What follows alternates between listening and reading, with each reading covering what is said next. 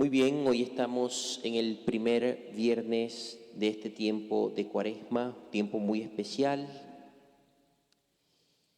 Y hablemos de algo que sencillamente siempre llama la atención, pero a veces cuesta comprender. Hablemos del ayuno, que es el tema principal que hoy nos convoca. Las personas, mis queridos hermanos, el pueblo de Dios, nosotros todos bautizados, muchas veces entendemos el ayuno por motivos estéticos, de belleza, de adelgazamiento, tener un cuerpo lindo. Las personas en la cultura también entienden el ayuno por motivos de salud, porque así los prescribe el médico, por ejemplo. Porque se manda una dieta buscando bajar los niveles de colesterol, por ejemplo, o de grasa en nuestro organismo. Y ojo, eso no está mal, porque tenemos que cuidar nuestro cuerpo, que es templo de Dios, templo del Espíritu Santo, y que Dios nos los ha comprado a precio de sangre. Nuestro cuerpo y nuestro espíritu no nos pertenece a nosotros. Lo compró Cristo con su sangre en la cruz. Debemos ser buenos administradores. Pero el ayuno no debe quedarse solamente en estos aspectos. A veces el mundo tiene dificultades para entender el verdadero sentido del ayuno, es decir, el ayuno con motivos religiosos. Y olvidamos que las grandes tradiciones religiosas del mundo, el judaísmo, el islamismo y por supuesto el cristianismo, que son las religiones monoteístas, y aún las religiones místicas orientales, como por ejemplo el budismo, reconocen el valor incalculable del ayuno corporal. Entonces descubramos tres grandes tesoros que encontramos en el ayuno que nos propone hoy el Evangelio. Y se nos pide también que vivamos en este tiempo tan especial de Cuaresma.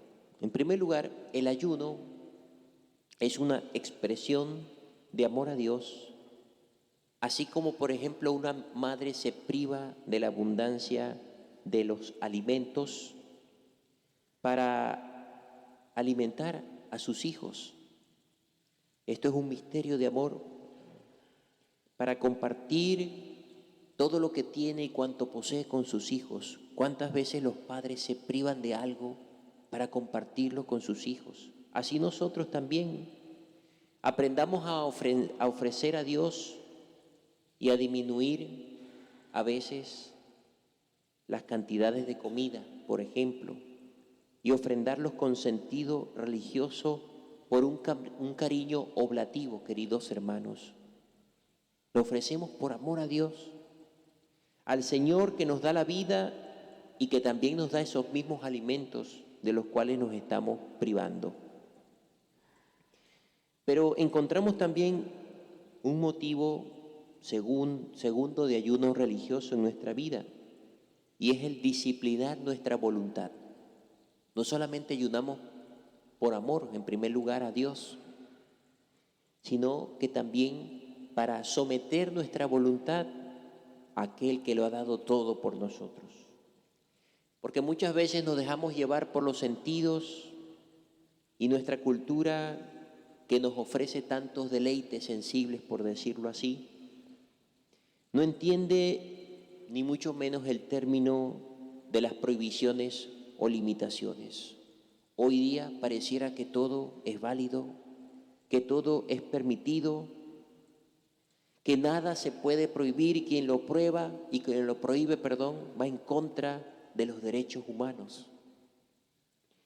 Y en verdad, todo lo podemos hacer, pero no todo nos conviene, como dice San Pablo. Hoy se nos invita a disciplinar nuestra voluntad, a reconocer que estamos por encima de nuestros deseos. Esos deseos que a veces son apetitos voraces, que son pasiones personales, y el ayuno de alguna manera, debilitando esta fuerza tan grande, de estos apetitos y pasiones y el vigor de nuestro cuerpo, fortalece la voluntad y sobre todo nos da una fuerza espiritual. Y está también un tercer sentido por el que entendemos el ayuno religioso como un sentido penitencial, es decir, para expiar nuestros pecados, para que el Señor perdone nuestras faltas. Qué importante es descubrir que en nuestra vida muchas veces nos hemos equivocado, hemos lastimado a otros, y esto sin duda alguna Dios lo sabe. Ayunar tiene un sentido entonces penitencial, y de hecho en la tradición bíblica se muestra cómo, por ejemplo, en las ciudades penitenciales de Sodoma y Gomorra se pretendía hacer un ayuno buscando expiar sus pecados y evitar la destrucción de estas grandes ciudades. Hoy reconocemos que hay un ayuno fundamental en tu vida y que estamos llamados a vivir en este tiempo cuaresmal, mis queridos hermanos. Y el mejor ayuno que podemos hacer es el ayuno del pecado, ayunar del pecado, ayunar de odios y resentimientos, ayunar de las vanidades y apariencias de la vida, ayunar de la mundanidad, ayunar de la lengua, de murmurar, de criticar a los demás, ayunar de egoísmo y de pensar solamente en nosotros, viviendo de espaldas a las necesidades a veces de personas muy cercanas a nosotros mismos.